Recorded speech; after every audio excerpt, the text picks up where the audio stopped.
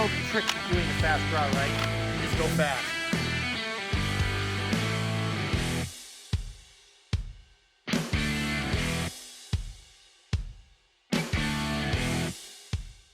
Hi, Rob Leatham for Comp-Tac holsters.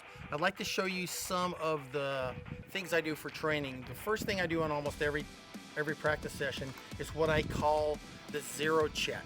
What I'm checking is whether the gun shoots where I'm aiming it, whether I'm pulling the trigger well, and whether or not I'm actually controlling the gun. There are 3 phases to it. First thing I do is I come up and I shoot a slow fire group. I'll shoot 3 shots. And I pick a spot on the target and shoot 3 careful shots.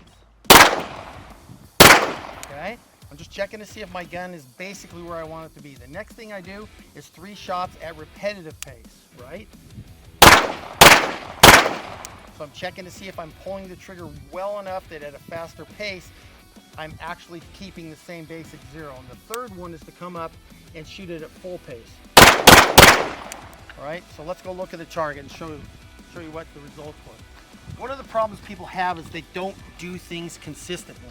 So as you pick up the pace, I would expect the group might open up a little bit in size, but I don't want to see a shift in position. So if the whole group got bigger because I was shooting quicker, I'd be okay. So this is the collection of all 9 shots.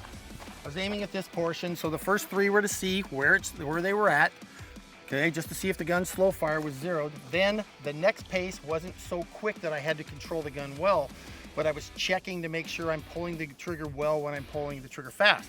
And then the third one would be the pace where I'm engaging that target as both a threat or, in this case, a paper target for a training purpose for like a match or something. So that's the basic setup. So obviously today everything's working pretty good.